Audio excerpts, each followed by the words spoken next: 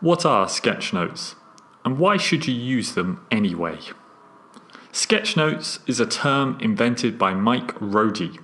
He found his traditional note-taking methods didn't work at conferences.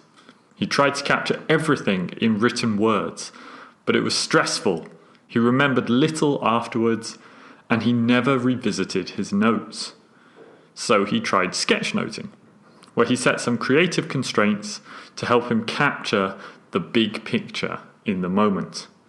These constraints included using only 2 pages on a small notebook, using pen, not pencil, so he had to stick with what he had put down, and not trying to capture everything but focusing on the key points.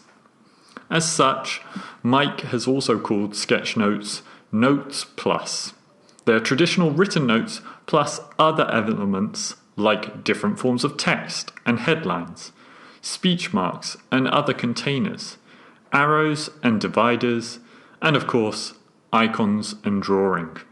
They're the kind of notes that you would make if you weren't told you had to only write words down.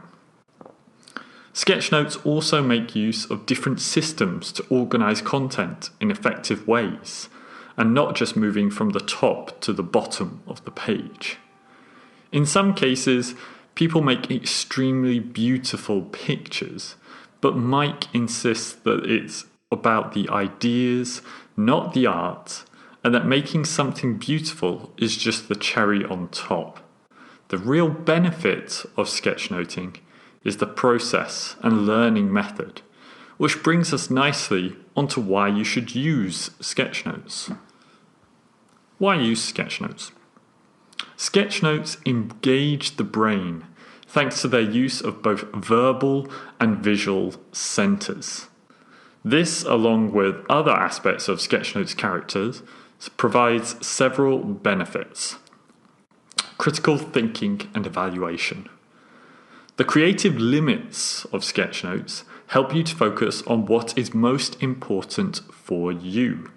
You can't fit everything in, so you need to cut some things out.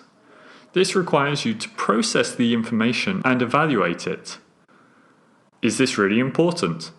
Is this a key element? Is this useful for me? This helps your concentration and listening skills.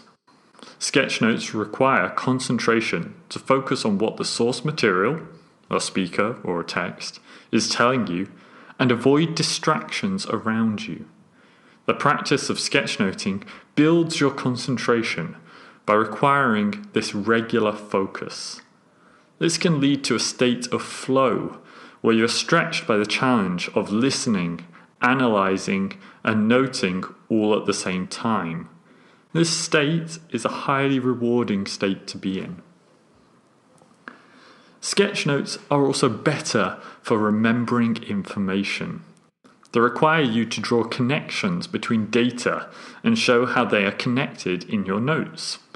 They also require personalization beyond simple words, as you have to make choice over the correct font or graphic and what items to include or not. And studies have also shown that drawing information helps you to recall it better than simply writing the word down or not drawing at all. Sketchnotes are also creative, and they help unleash the talents of people who might otherwise feel put off attending a session having to take notes. This also makes them a fun thing to do, and the process of note-taking to be more motivating than simply writing down words. These previously mentioned aspects also make sketchnoting a highly relaxing process, where you don't have to worry about writing every word that someone says down, but you can focus on the big picture and let your creativity run wild. You can experiment with different types of sketchnoting and sketchnoting different things whenever you like. It doesn't have to be a conference talk or a lesson, but you could sketchnote, for example, your travels, your lunch, or even a song. Whatever you want to sketchnote, you could give it a try. The net effect of this is that sketchnoting makes note-taking more effective for remembering, more creative, and a more enjoyable process than traditional written note-taking. You're also more likely to want to look at your notes again and to share them with other people. Wins all round.